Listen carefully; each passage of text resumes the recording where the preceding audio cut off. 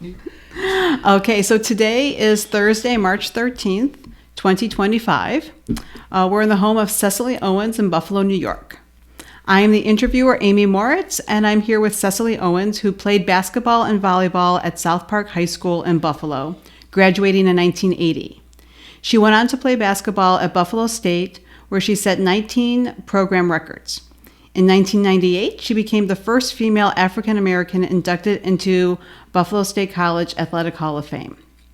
Following her playing days, Owens worked in education in the Buffalo Public School District as a teacher, program coordinator, assistant principal, and principal.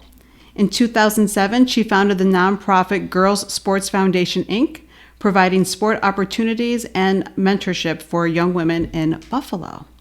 Hi, Cecelie. Thanks for sitting down and talking with me today. Oh, you're welcome. Thank you for the invitation. I appreciate it. I'm very excited, for the conversation. So, tell me about a time that you first remember falling in love with sports. The time that I first remember falling in love with sports, I was a little girl. My stepdad was a counselor at a camp at an Air Force base, and he used to take us with him out there. I didn't know who Randy Smith or Beverly Johnson were at the time, but they were counselors there. So I remember getting in the car, driving out to this base and playing sports. Okay. Fantastic. And then, what was it about? I guess, was there something about that experience that you really, really loved? Yes, I just felt free to run and play and to meet a lot of new friends and to learn the sport. I mean, I was kind of always active when I was younger, even younger than this, and always wanted to run and play and throw and things like that growing up in the projects. We always played something. And when I got to this camp, it was a different experience. What I mean by that is there were lots of equipment, and there were all races of kids there, all ethnicities, and we came together to play sports. That's what I kind of remember. Falling in love with it then. It. Yeah. So tell me where you grew up. I know you're from here, but where'd you grow up? I grew up in the projects, downtown Buffalo, downtown for life, Ellicott Mall, Tauber Mall, in the projects, yes. Okay. So were there opportunities for you to? I mean, you went to that sports camp. But were there opportunities for you to play otherwise too? Yeah, there's a community center which still exists, JFK Center on Hickory Street. That was a place we all hung out, and there was a gentleman, Mr. Moody Pugh. He used to get girls basketball teams together, and we would go to places like Lackawanna and Niagara Falls and play against those girls. I was kind of a late bloomer coming into basketball. My friends, they were already kind of playing and really good at it. I kind of came into the scene a little later, but I did have an opportunity to join these teams and to travel to Niagara Falls and Lackawanna to play girls in basketball. So it was a really uncertain time in my life with the game of basketball because I was kind of new at it. I mean, I knew I loved it, but I didn't really know how to play. So I think I invented the 3-point shot before it came out because I took a shot from half court in one of these games, and my friends all started yelling at me. So, why are you shooting from half court, Seth? So, JFK is where it all started, basically. And then you played at South Park. Yeah, from playing at JFK, I went to Buffalo Public Schools. I'm a byproduct of the district. I went to School 6. From there, I went to Clinton Junior High School, which went from grade 7 to 9. So I finished that. Then I went to South Park from grades 10 through 12. Okay, and you were playing basketball and volleyball there. So I know you said you were a late bloomer, but so did things start to come together in high school? Yeah, things started to connect a little bit. As you You know, you have your teammates out there. You're one of the players that play they have a lot of time, and you're kind of just playing, but not really. You're bouncing the ball, you're running, but as far as plays and things like that, we were just playing. Mm-hmm. So, kind of, you know, in high school, you know, I had a great coach, Mr. Kenya. He was teaching us. He taught us a lot too. So when you have coaches like Frank Kenya and Gail Maloney, and they have knowledge of the game, you know, if you want to learn more, you listen to those people. So I began to listen to the coach and really learning about layups and which leg to jump off of, which arm to have up, you know, different types of passes and things like that. So I started learning, I guess basically the technical name for the basketball move that was occurring. So that started to come together as time went on, and getting being a part of a team where you have a coach that wants to teach us how to play the game and to learn the game. And it sounds like you wanted to learn the game too, right? It didn't sound like, I was going to ask if there was any friction coming from, you know, playing kind of like in the playground where you didn't really know that to a system, but it sounds like you really wanted to learn the game. And so that was good for you. I really wanted to learn the game, you know. I mean, I didn't always start out as a starter. Mm-hmm. You know, I've been a sub many times, but I really wanted to learn this game of basketball because my uncles, they all played, so it runs in our family. And I picked up those genes and always loved sports, so basketball, that was my sport. Right. Well, now, you mentioned your uncles always played, so was it... I mean, because it can go either way, like in a family with girls who are playing, right? It's like either like, yes, we're going to get her in the game, or it's like, what are you doing playing? Yeah. Like, how was that dynamic? Yeah, you know, I grew up, like I said, in the projects, and a lot of fantastic basketball players came out of downtown Buffalo. Mm-hmm. These guys were amazing. That's all they did is play basketball. So we would be there watching those games. We would be at Martin Luther King Park watching these guys play the Randy Smith League. So when you're around that type of audience and those, you know, this like family, you know, you say, oh boy, I want to get into that more. So that kind of propelled me to, and kind of pushed me to really learn about the sport of basketball. You know, although these guys were dunking at the parks and stuff, my friends and I, the young ladies, we all grew up together playing ball. We would all be at these games and, you know, talking, and the guys would be at Delaware Park playing. My friends and I, all women, we would go up there and say we got next, you know, and so we would get out there and start playing with the guys, which makes you play harder and become tougher. So a lot of that came from the neighborhood parks and things like that, getting out there and just taking a risk and playing. You know, the guys started out, you know, giving us a little break, but once we started scoring those points, they tightened up their defense.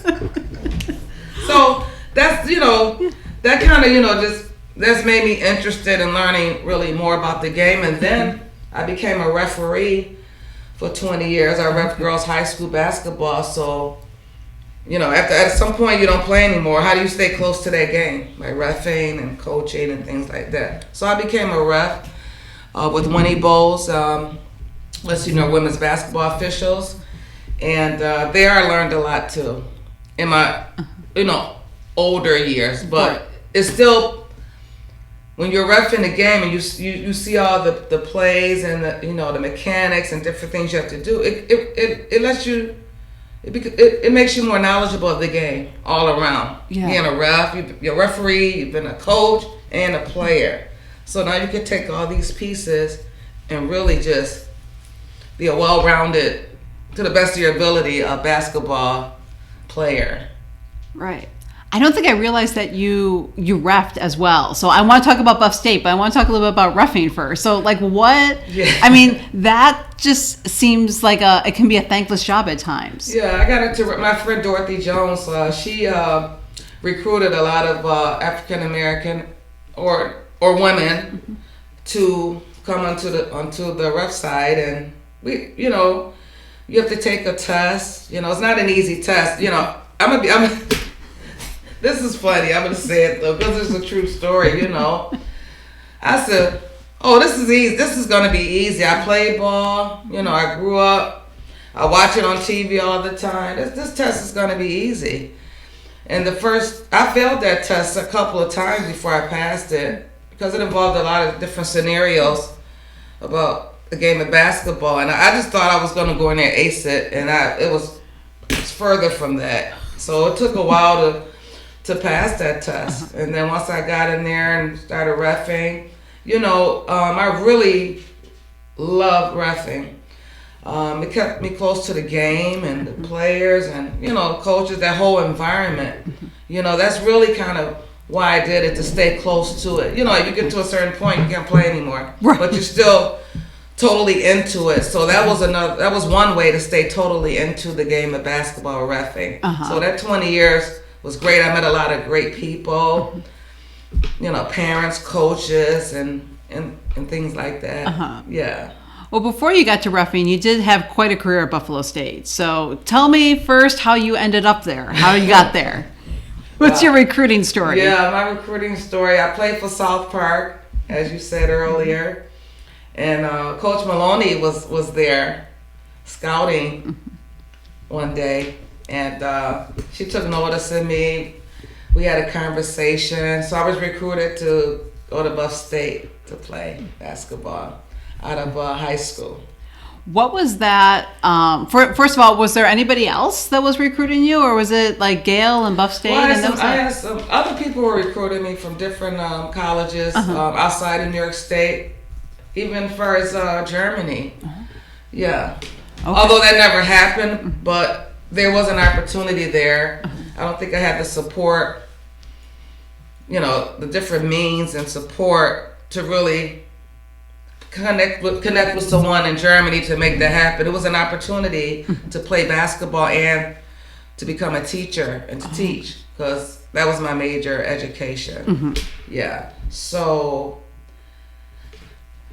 what was it like to play for G.I.R.L.? What was it like to play for G.I.R.L.? G.I.R.L., oh wow, she's like our second mom. That's how I need to start that conversation. She's very caring and loving, very knowledgeable, but she's tough. She showed us tough love. She was always there when we needed her, no matter what it was. And she was always about life's lessons. I made a lot of mistakes. I had some challenges and barriers, and I could always go to Coach Maloney, and she would walk me through it. All of us, all of the ladies, and she knows the game of basketball. And I can remember being recruited and going onto campus. I lived on campus for a couple of years. My first year out of high school, I moved to campus. That was all hooked up. G.I.R.L., Coach Maloney, she made that happen. She made sure we went to the right places to get our paperwork done so we could live on campus and get financial aid and things like that, and going to Buff State was pretty much one of the best things that could have ever happened to me. I was just reconnecting with some people. They're doing an event here soon. They all went to Buff State. We all went to Buff State in the 80s, so they're trying to bring back the music during that time that we used to listen to on campus. But G.I.R.L., I'm forever indebted to G.I.R.L. I'm getting a little choked up because she is an amazing woman. And she only wanted the best for us. Even though we thought she was being tough or mean. No, she wasn't. She is passionate about everything that she does. So that's what was coming out of her passion. But really, I didn't really. I played basketball. You know, a lot of girls coming out of high school may be their top scorers in high school. They may be scoring 50, 40, 60 points. So that's high school. So when you come out of high school and you go into college, things change. My experience was, hey, I'm scoring 30 points a game in high school. I know I'm going to college to play and to start. Well, that didn't happen.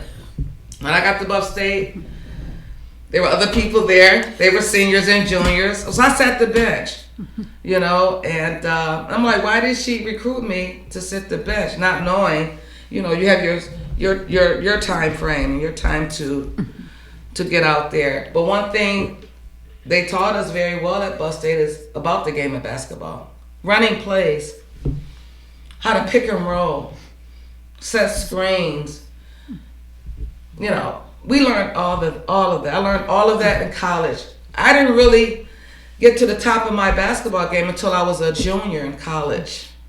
So that 2 years of learning and training and waiting prepared me for my last 2 years of college, where things really started to excel, and I started being recognized for different things and scoring and really learning how to run plays without having the ball, passing and all of that. So that's where I learned under Coach Maloney and Coach O'Brien and Coach Reedman. Those three, they really taught me the game of basketball. And they were tough, but they were supportive, and they didn't mean any harm. We did a lot of running. I remember one time our whole team had shin splints. Coach Maloney made us run for a while, and we all had shin splints. I'll never forget that. That was very painful. Yeah. But it's worth it. I would do it all over again if I could. You know, those, I think it can be so hard. Like you said, like you came in, like I scored this, I averaged this in high school, like you recruited me, I'm going to come here and play. Okay. And you don't really get your time for 2 years. Was there ever a point where you're like, I'm done? Yeah, definitely. You know, we all felt like that. My teammates and I, and I stuck and stayed. I wanted to leave, but I didn't. You know, other people made choices, you know, what was best for them at that time. I chose to stay. And things started looking up. I kept learning. And in the end, you know, it earned me the first African American to be inducted into the Hall of Fame at Buffalo State, which led me to be inducted into the Greater Buffalo Sports Hall of Fame this past November 2024. So everything is sequential. It happens for a reason. Everything happens in God's time. Mm-hmm. While you were playing, what was it like? What did you see from the men's team? Did you guys compare yourself to the men's team as far as time, resources? Was that something you didn't even really, think about? No, we didn't really think about it. If it were happening, we didn't know it, because Coach Maloney and the coaches, they advocated for us at every level. Mm-hmm. So I don't think when I played as much, we felt the impact of that. Although, you know, we will support the guys, they will support us. Sometimes, you know, you will see maybe slight differences. Maybe we had uniforms, they had uniforms. I mean, you know, we were taking buses. So, well, actually, you know, if it were happening, if there were inequities and things like that going on, I really didn't experience any of that personally, because we were very well protected and advocated for, and we had a coach who was very familiar with sports and Title IX and rights and all of that. So I don't think we had to worry about that too much. You could let Gail do that. Coach Maloney was taking care of that for you. Yeah. Yeah, I think Coach Maloney took care of that for us. You know, I played ball with a lot of ladies who were from New York City. We're still friends today. I'm from Buffalo, never been out of Buffalo. Met these women in college on the court, in the dorms, and we're still friends to this day. And they took me to New York City for the first time, and I can't stay away from New York City now. That's where I was the first exposed to New York City and house music, which is my favorite genre of music, in New York, from my friends from New York, from Brooklyn. From your and Syracuse, and they're from everywhere, but mainly New York, and yeah. So that you stayed local, but yet your worldview was widened still. Yes, I stayed local. My worldview was widened, and it's still being widened. I try to experience, many different things in life. Yeah. Music, food, culture, traveling, things like that. But all of that launched for me at Buff State. Even my favorite genre of music is 80s music besides house music. In college, my roommate was from Syracuse, and I'm from Buffalo. She's from the affluent area in Syracuse. I'm from downtown Buffalo. I learned so much from Leslie. I mean, I would go visit with her. Hey, let's go to Syracuse. Okay. Have dinner, listen to all kinds of music. The Rolling Stones, the Doors, just all of that era music came from me stepping onto that campus at Buff State, and I'm forever grateful for that experience. Forever. Well, one last question about that experience there. So, you mentioned you didn't notice inequities necessarily with the men's program, but being a female student athlete at that time, and being a black female student athlete, at that time, what was that experience like? Well, I mean, of course, I think people will say things from time to time. Nothing too out of the way from what I heard. But, I mean, I think we're always going to be not so much in competition with everything that's kind of going on now in women in sports. The WNBA, everything is skyrocketing and doing very well.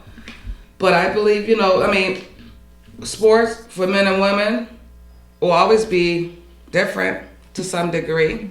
Even the rate of pay, opportunities for the sponsorships and things like that. But I must say I'm happy that things are moving along, so to speak. But, really honestly, back in college, I personally don't recall experiencing any major inequities. Gym time, like I said, we had a coach, I think she took care of all of that for us. But knowing about men and women in sports and from the media, all sports, not just basketball, swimming, golf, tennis, there's not a level playing field when it comes to certain areas. And will that ever change? I don't know. Has it improved? Absolutely. So we just got to keep on working to improve things and speaking up and having a voice around women in sports and things like that.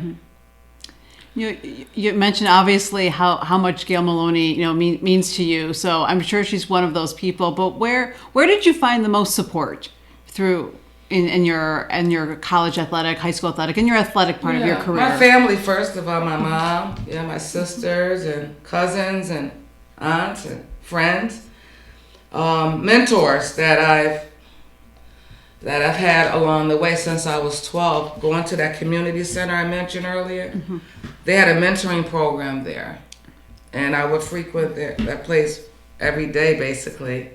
So Sandy and Jane and Ricky and Cleveland and Tommy, that was the core group of mentors down at JFK growing up, and I still talk to them to this day.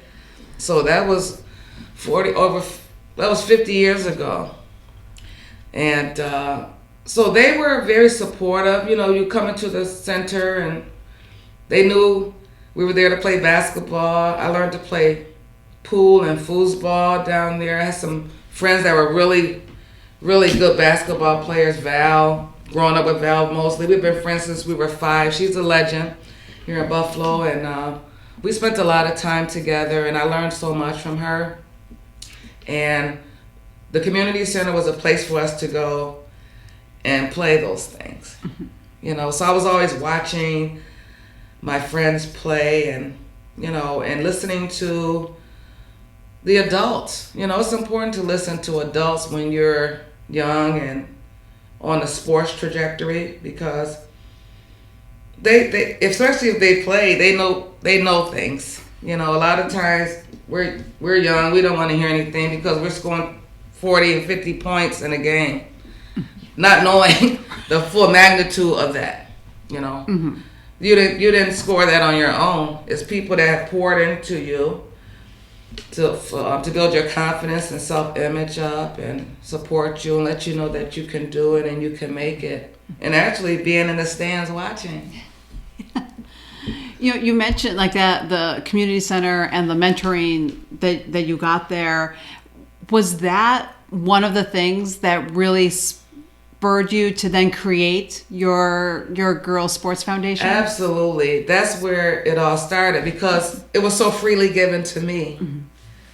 So giving back what was so freely given to me, that's where definitely the idea came. And then I also had an opportunity through a good friend of mine, Bachi, who's from New York and came to Buffalo State. Those are the ones that had me in New York. So she put me in a position and introduced me to the NYSP camp and the people who were running that. So I ended up running NYSP for 10 years at Buff State, which was a free program for boys and girls in the city of Buffalo. Everything was free, 500 kids a day, all kinds of sports, an educational component, mentoring. So when that program ended, no more funding was available. That really made me kind of take off, and I wanted to model the Girls Sports Foundation after the National Youth Sports Program model. And tell me a little bit. I know we talked earlier, off audio here, but tell me about what you're doing, with the girls and the different camps that you're doing. Yeah, currently we just started out as a basketball. Of course, basketball is always going to be the top sport. But as time goes on, a lot of girls aren't interested in basketball. They want to play other sports. So we started implementing and executing through Ralph Wilson Foundation, Wilfrey C. Wilson Jr. Foundation, and Project Play, their sports sampling model, where we're offering different sports girls have never played before. We're exposing them to sports to see, hey, which one do you like? Do you like any of them? So some girls start out with basketball. They don't even play. They got into flag football or volleyball. That's a big popular upcoming sport now. So currently we run monthly clinics featuring one sport. We've had volleyball, flag football, basketball's coming up this week. And we get the girls to come in. They have different levels. And our coaches know we have to meet the girls where they are, because everyone's not advanced. You have beginner, intermediate, at different levels. And we have to cater to the needs of those girls. How do we focus on their mental health, which is a big topic right now when it comes to youth and sports and schools, is the mental health. So we're aware of that. We're a trauma-informed care organization.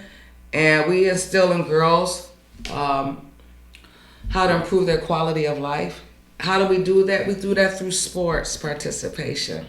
So that's what we're doing now. And then we also kind of host some clinics in the summer. We do a week-long week-long sports sampling camp in Buffalo. And we're all year round, so we're going to be popping up throughout the summer at different summer lunch program sites at community centers, and just offering free play. Free play is an initiative of Ralph C. Wilson Jr. and Project Play, where you have equipment, you put the equipment out, go over some safety rules, and you let the kids play.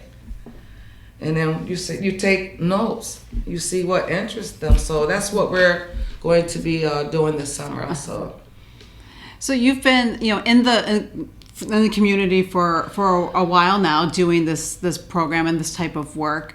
I'm wondering, what have you noticed about particularly girls, playing sport, in the city of Buffalo?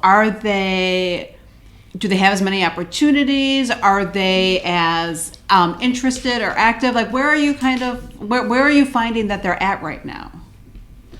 That's a great question. Where I'm finding girls are now, I think there needs to be stronger or more support with the fundamentals and the basic skills of these sports. Mm-hmm. There are a lot of people doing great work in Buffalo. Collaboration is the key, so I like to see more collaboration and networking. And the girls,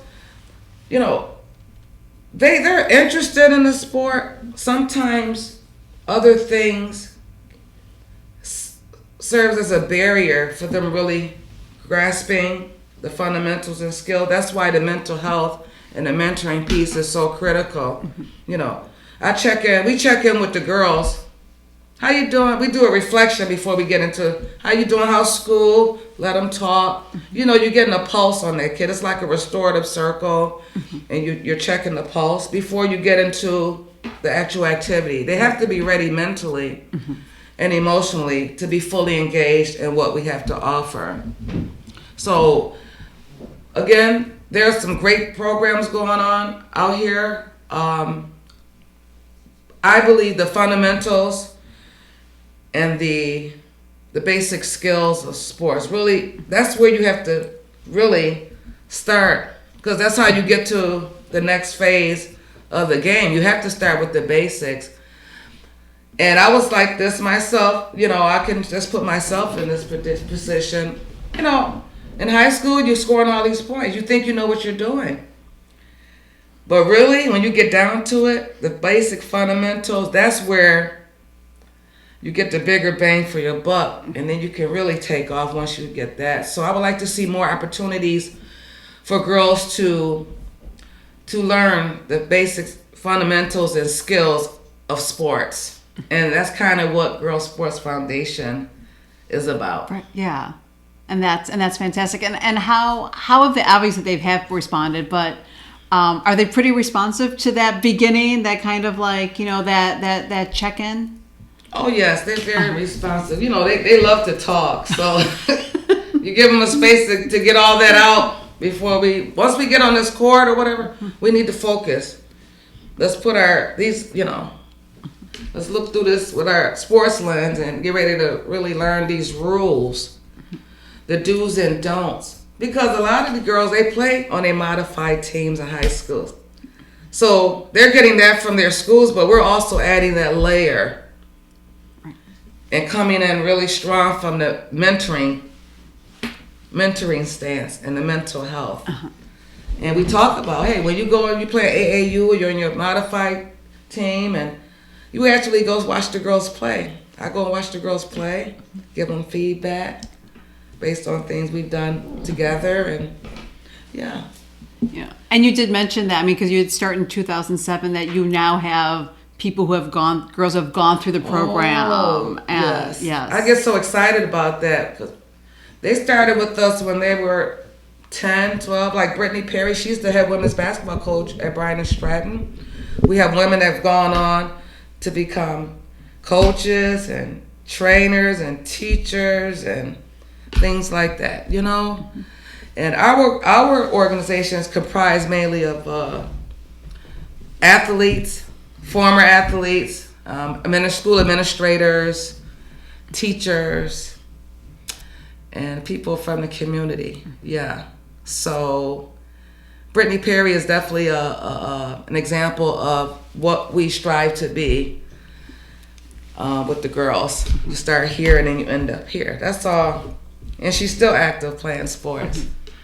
It's a proud moment, isn't it? It is very proud. Yeah. I get excited when I look back and I think about the young ladies we've touched. The young lady that was here, Ashanta, we were here talking a couple of weeks ago. We decided we're going to get together next month bring some of the women together who are former athletes, who still love the game. What can we do for the community? That's my question. That's the essential question. That's what it's going to be about. And we're going to brainstorm because people want to give back. They need time and space and the means to give back. You know. Yeah. That's so great. So this is a question that people always have trouble with because it's broad. Not your favorite memory, but what is a favorite memory? Or like when someone asks about like a memory of playing at Buff State or South Park, but probably at Buff State, it sounds like. But what's like, is there a one really good memory or a couple good memories that you have of those playing days? Wow. Wow. Let's see. A favorite memory.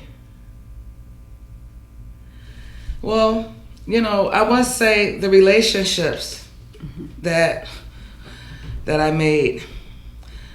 Some of my friends are no longer here. We lost someone a couple of years ago that I met in college from New York, played ball.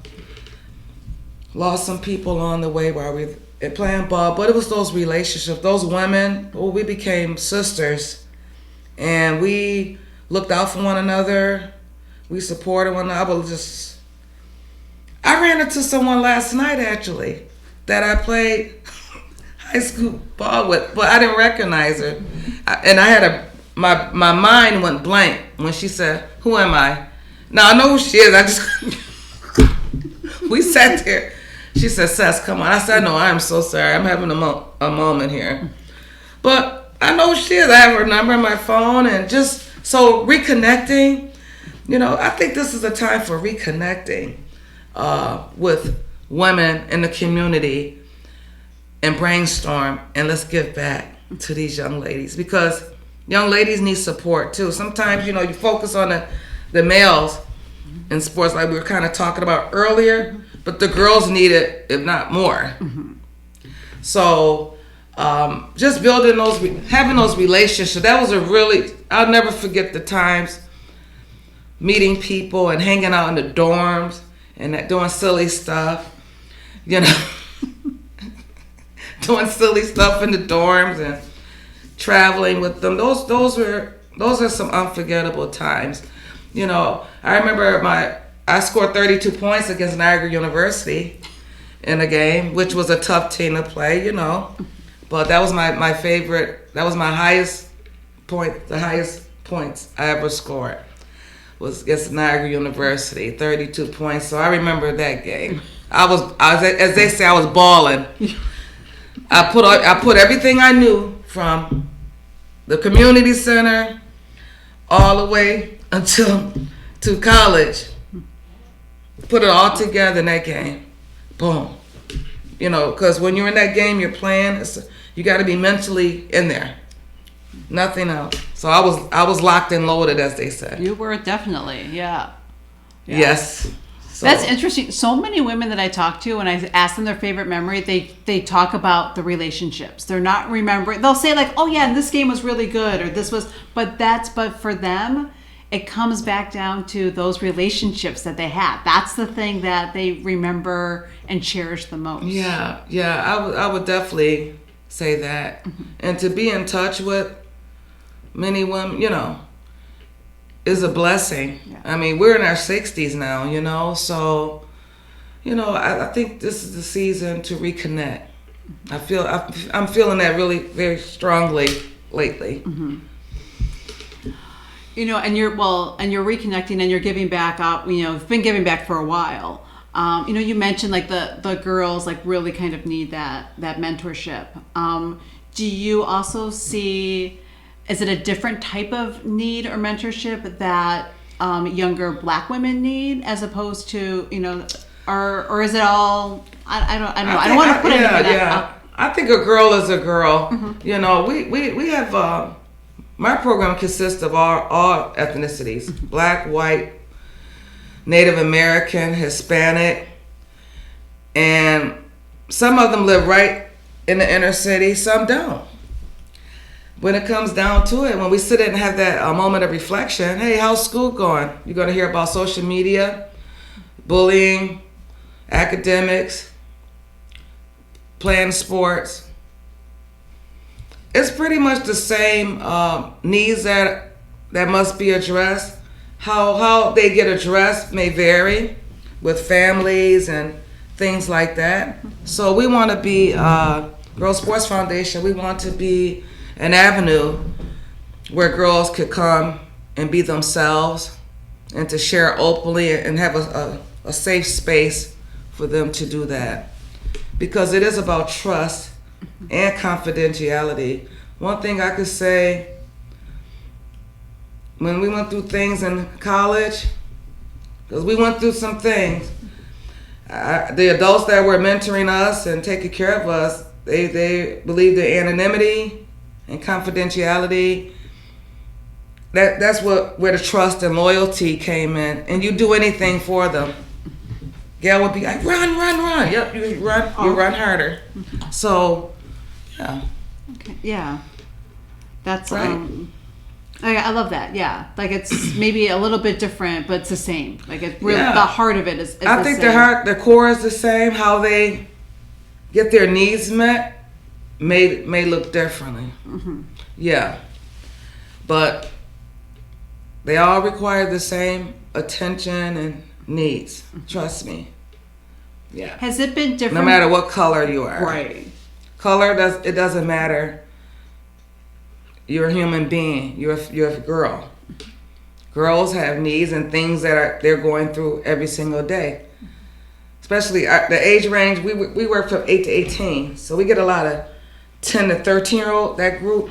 Yeah, they need to talk a lot. So I'm looking forward to seeing them Sunday, because I'm going to check in with some of them, because I do check in on them. They don't know I check in on them, so I need to have some side conversations with some of them to let them know, hey, I'm hearing this. How can we help? Mm-hmm. And to help the families too. Yeah. Yeah, the families. So I strongly believe, as being in education for so long, most recently retired principal, I believe, that we have to reach our parents. Parents need support too. Mm-hmm. So when you have doing that wraparound, you're meeting the parents, the kids, and you're talking about resource support. It's for the whole family. It's the whole child. It's the whole child in education, academic. It's the whole child when it comes to sports too. Yeah. It is. Have you you talked about building trust? Has that been have the challenges for that been the same for you over as an educator and in sports, or is it harder now to build trust? Is it anything different, or is it pretty much the same? Yeah. Well, I think once people get to know who you are, they trust you. Excuse me. I mentioned that, we take the girls out of state every year. So the parents have to trust me to do that, because most of them, some go, but some don't. Like, hey, I want your daughter to come to New York City for a couple of days, So I believe, just those relationships, again, and talking to people and letting them get to know you and you get to know them. I think, but these are different times now. So people are more leery of certain things, and I understand that. But our ultimate goal is, and our utmost priority is safety. Not just physical safety, emotional, intellectual, social. Yeah. So we're about that, and we make sure that our parents know that, and I believe our parents feel that, and they see it. That's great. So last question for you is just if the heart of this project is the history, of women in sport in Western New York. What's something that you think people should know about or remember about when you think about women sports, Western New York, and you kind of think back to the foundation of it? Well, that's a great question. I want to say create friendships and relationships because they're going to be the ones that's going to carry you through when times get hard. And it starts with your family, but if not your family, other people become your family when you're involved in sports. Try sports. Try new sports. You may think you may not like it, but try it. So try to find opportunities. If you want to try golf, look around and ask around who's offering golf for girls. There's someone doing that in this area. The PAL does a lot of great work with young people, girls included. So try new sports. You never know where that sport could take you, because there are so many opportunities for college in all kinds of sports: swimming, volleyball, basketball. Academics. You can go to college on a scholarship if you have good grades. You're good at what you do, and people know your character and integrity. Things happen, and stay the course. Don't give up. It's going to be a lot of times where you're going to say, "Oh boy, I'm tired. I don't want to go to practice." You got to go. You got to go to practice. There's going to be times where you don't feel like running in practice. You have to run hard as you can.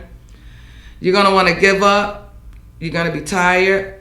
I say stay the course, because I'm a living witness and a testimony what staying the course while playing sports can do for a young black girl growing up in the inner city of Buffalo. JFK Center, Greater Buffalo Sports Hall of Fame. Those are the two ends of the spectrum, but there's so much that has happened in between. Challenges, failures, disappointments, all of that, bad decision making. But guess what? You can rise. You just got to stay the course and don't give up. And I believe anything is possible.